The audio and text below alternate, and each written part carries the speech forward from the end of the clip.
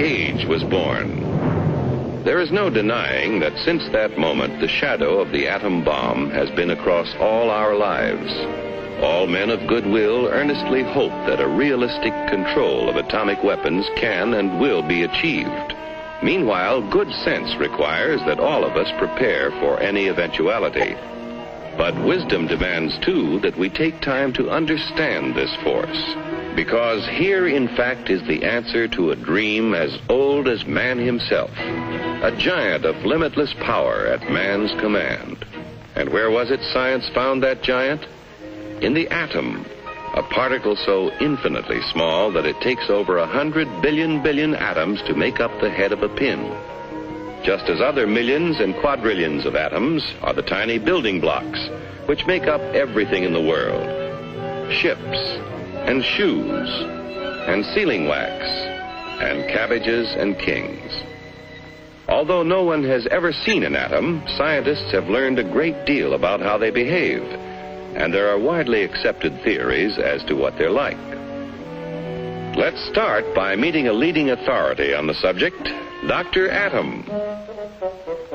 Now, observing the professor himself, we can see that his structure resembles, in many ways, something almost as vast as the atom is small. The solar system. And there are certain similarities. Here is the center with electrons in surrounding orbits. But whereas the planet's movement of electrons is slightly different, there are other differences too. Hey, hold it! Thank you. Now, the solar system together is electrical. The electrons, which are negative, are attracted by the protons, which are positive, and vice versa. But here in the nucleus are other particles with no electrical charge, called neutrons. Very important characters, too, as we shall see. And equally important when it comes to atomic energy is what scientists call the atom's binding force. It's a kind of cosmic glue holding the nucleus together. This, then, is a single atom, but certainly not all atoms are alike. There are in nature more than 90 basic elements, which is science's term for families of atoms. To scientists, the atoms of the individual atom families, or elements, are identified by number.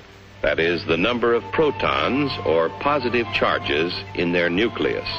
And they vary all the way from hydrogen, which has just 1 proton, to oxygen with 8 protons, to gold, he's rich with 79, finally on to the heaviest of all natural elements, uranium with 92 protons. Now, within each element, or family of atoms, there can be different members, each one having the same number of protons, but differing in the number of neutrons. The total of an atom's protons and neutrons is its atomic weight. Thus, in natural uranium, we have U-234, U-235, and U-238. These different members of the same element or atom family, science calls isotopes. Some elements, tin for instance, have a great many isotopes. Others, like aluminum, are lone wolves with just 1. Now, most atoms of most elements are content with their lot in life. We speak of them as being stable, but others are busy day and night, being what science calls radioactive.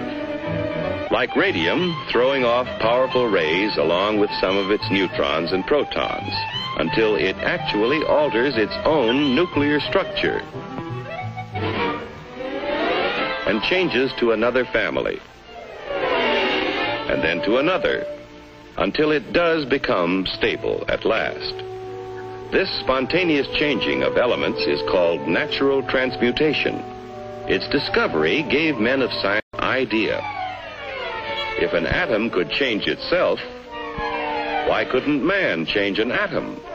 Using as bullets the very particles which radium threw off, a noted British scientist bombarded nitrogen and converted it to oxygen.